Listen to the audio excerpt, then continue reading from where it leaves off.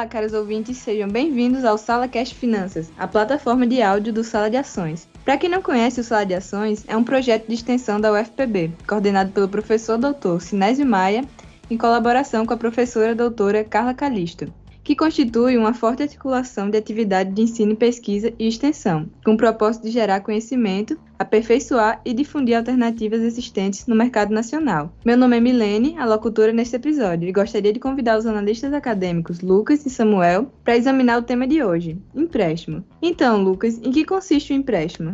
Milene, segundo a CVM, há dois tipos de agentes econômicos: os que consomem menos do que ganham, superavitários, e os que consomem mais do que ganham, deficitários. Dessa lacuna, existe uma condição entre emprestador e tomador, e surge então as instituições especializadas em realizar essas operações.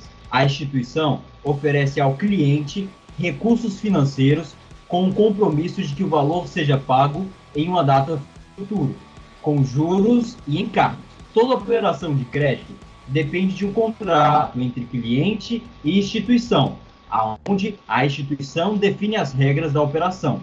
Dica: dentre as principais operações de crédito, podemos destacar três principais: o empréstimo, financiamento e o leasing. A mais famosa delas, o empréstimo, consiste na liberação mais simples dos recursos. Pode ser usado da maneira que se desejar. Justamente por essa facilidade, o empréstimo tende a ter juros mais altos e tende a ter prazos mais curtos. No financiamento, a análise é bem mais detalhada para a liberação dos recursos. Nele, acontece a chamada alienação fiduciária, onde o cliente deixa algum bem como garantia. No caso do cliente não honrar com a dívida, esse bem é liquidado para a instituição conseguir o seu retorno. Justamente por essas condições mais estritas, o financiamento tende a ter juros mais baixos e prazos mais longos para honrar. O financiamento geralmente é confundido com o leasing ou arrendamento mercantil. Essa palavra vem do inglês e significa basicamente emprestando.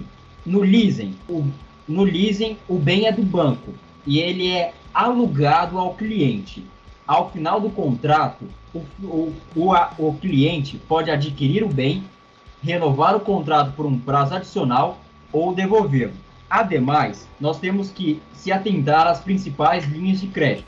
Passo a palavra para o analista acadêmico Samuel Batista. Olá, Lucas. Sobre as principais linhas de crédito, temos como as mais populares em nosso país, primeiramente o empréstimo pessoal, que é aquele empréstimo normal em que a maioria das pessoas fazem. Vai no banco, faz sua análise de crédito e o banco vai dizer o valor e a taxa em que ele está capacitado a emprestar você. Temos também o empréstimo consignado, que é muito popular com pessoas aposentadas e pessoas que têm algum tipo de renda fixa.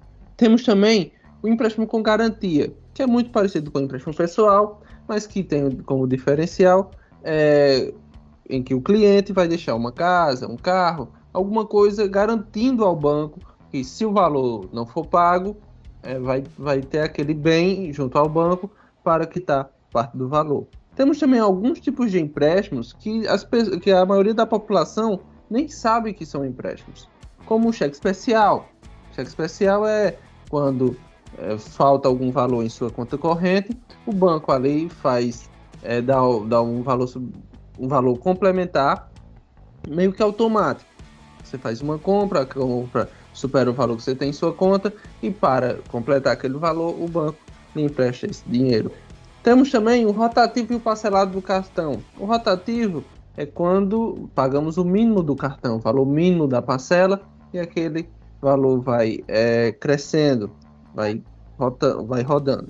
Temos também o parcelado do cartão, que é justamente quando fazemos uma compra, parcelamos, cai os juros da maquininha. E temos também o financiamento. Financiamento pode ser estudantil, pode ser um financiamento de algum automóvel, pode ser um financiamento habitacional. Temos também o crédito direto ao consumidor, que é mais popularmente conhecido como carnês, notas promissórias, que são créditos do comércio diretamente ao seu consumidor. Quando vamos falar sobre essas linhas de crédito, temos que prestar bastante atenção nos juros em que está contido nelas. Cada tipo de empréstimo, de financiamento, tem suas taxas médias de juros. Estas taxas, muitas vezes, se não bem administradas e conhecidas, podem formar altas dívidas. Temos, por exemplo, os juros anuais de cartão de crédito, que, segundo a Agência Brasil, podem chegar até 875%. Para se termos uma ideia de quão grande é esse valor, é você partir de uma dívida de 1.000, em 12 meses aquela dívida já está na casa dos 10.000. Ou seja, é muito fácil, com juros tão altos, se endividarmos. Os tipos de crédito com maiores taxas de juros são especialmente o cheque especial, cerca de 120% ao ano. Temos o rotativo. Rotativo, ele é altíssimo, é o maior, contém a maior taxa de juros do nosso país, cerca de 330%. Temos o parcelamento do cartão. A taxa dele, em média, é cerca de 160% ao ano. E o empréstimo pessoal. O empréstimo pessoal vai variar bastante do seu banco, de sua análise de crédito, seu histórico, mas com isso gira em torno de 80% em alguns bancos. Então, Milene, soube que temos algumas perguntas de nossos ouvintes. Recebemos algumas perguntas muito interessantes no nosso Instagram para conversar um pouco com vocês. Para começar, qual o melhor banco para se fazer um empréstimo? Milene, para definirmos qual o melhor banco, vai depender muito de sua análise de crédito, vai depender muito das garantias em que você vai oferecer ao banco. Na análise de crédito, o banco vai olhar seu histórico de empréstimo, se você já fez algum, se você tem um costume de atrasar parcelas, se você já teve seu nome vinculado a órgãos como SPC, como Serasa. E também nas garantias, se você vai dar alguma garantia ao banco, você vai deixar uma casa lá alienada ao banco, um carro alienado ao banco, ali como forma do banco ter a garantia em que você vai pagar o montante pego. É muito importante também, ao analisarmos isso, ver o custo efetivo total da operação. Muitas vezes vemos alguns bancos oferecendo taxas muito pequenas, muito abaixo do que é praticado. E quando vamos ler o contrato, vemos que no meio dos encargos, no meio das tarifas bancárias, está lá o valor total do empréstimo, o valor total cobrado. Também os bancos levam muito em consideração algumas informações profissionais, como o seu emprego, o salário que você recebe, o cargo que você exerce, se é um cargo de confiança, se é um cargo alto, um cargo baixo, o tempo que você está no trabalho, se você entrou recentemente, se você já faz um tempo que está lá. E também a idade, uma informação pessoal como a idade, ela pode influenciar, dependendo do empréstimo que você vai pegar. Se você for mais novo, mais velho, isso pode influenciar no montante pego, nas tarifas em que o banco está propenso a colocar no contrato. Outra pergunta muito interessante que recebemos foi como podemos renegociar as dívidas de algum empréstimo. Então, Milene, a negociação da dívida, ela implica entender bem a situação. A princípio, a situação em que o endividado se encontra. Pensem, por exemplo, em um comércio que pegou um empréstimo com a finalidade de alavancar suas produções, mas devido a imprevistos ou a descuidados, acabou entrando em um estado negativo de dívidas. Nesse cenário, é ideal que tanto um comércio quanto uma pessoa busque fazer cálculos realistas da condição que ele tem que pagar. Isto é impossível ele se comprometer com uma parte que vai afetar diretamente, no caso do comércio, a sua produção atual, ou no caso de uma pessoa física normal, as suas condições de vida. Ou seja, use do bom senso para determinar as condições do pagamento. O segundo passo seria analisar o contrato para identificar possíveis irregularidades e também seus direitos. Um terceiro passo, pesquisar condições oferecidas por outros bancos. A fim de expandir o seu leque de conhecimentos, o endividado tende a observar que existe todo um cenário de possibilidades. E assim sendo, talvez a solução para a sua dívida esteja em procurar outras instituições, procurar outros meios. Enfim, após entender todo o seu contexto, colocar na ponta do papel, ser realista quando as condições de pagamento, o cliente deve procurar a instituição da forma certa e tentar fazer propostas, receber contrapropostas, enfim, tentar negociar. A título de curiosidade, é importante ressaltar que as empresas de renegociação têm capacidade para abater até 80% da dívida.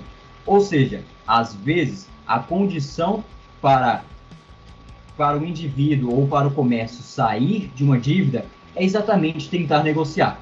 Caso não houver esse cenário de renegociação, a nossa dica é que você procure especialistas, quer seja juristas, quer seja ligados a finanças, enfim, especialistas de confiança, uma vez que você está lidando com dinheiro. Falando assim, até parece que o empréstimo é um filme de terror, mas nós vamos ver a seguir, com o analista acadêmico Samuel, que o empréstimo também pode ser bom. Então, Samuel, quando o empréstimo pode ser bom? Lucas, o que vai definir se o empréstimo vai ser bom ou não vai ser a aplicação do montante pego. Se você for aplicar aquele montante em compra com roupas, em gastos com festas, em gastos talvez com uma viagem de última hora, aquele dinheiro vai ser muito mal aplicado, você provavelmente vai ficar devendo, vai ficar com aquela dívida no banco e aquele dinheiro vai simplesmente sumir e não vai rentabilizar nada. Mas se você procurar algum empréstimo para talvez comprar um imóvel em que esse imóvel vai valorizar com o tempo e que vai lhe proporcionar sair de um aluguel, pode ser boa proposta. Talvez um carro, você procura um carro para facilitar seus problemas durante o dia a dia, talvez fazer um dinheiro extra como motorista, também é um bom negócio. Também vale ressaltar a preocupação com as taxas, mesmo que seja para uma boa aplicação, mas se as taxas oferecidas pelo banco estiverem muito altas, não vale a pena, porque muitas vezes aquele montante pode ultrapassar seu orçamento, faltar produtos básicos para sua sobrevivência por causa do valor da parcela daquele empréstimo. Vale ressaltar que é importante vermos os custos e tarifas envolvidos ali em cada empréstimo. Mesmo que a aplicação seja boa, seja por um motivo bom, mas se aquele montante, ou se o valor da parcela for muito alto, os juros forem muito altos, não vai compensar o seu endividamento, você pode não conseguir quitar todas as parcelas, se for uma parcela progressiva, se os juros forem muito altos e com o tempo aquilo for consumindo o seu orçamento. Então pesquise bastante, veja bastante, faça sua análise de crédito em cada banco, compare um banco para o outro e veja, compare e principalmente procure uma boa aplicação, comércio, um aperfeiçoamento profissional que possibilite melhores salários e faça tudo isso consciente, procure um profissional ou estude bastante. Então, Milene, isso é tudo e muito obrigado. Obrigado, Lucas, obrigado, Samuel, pela participação e obrigado a você, ouvinte, que nos acompanhou até aqui. Fique por dentro para mais episódios sobre finanças e não esqueça de conferir o blog e o Instagram do projeto, @Sala de Ações, para acompanhar nossas dicas.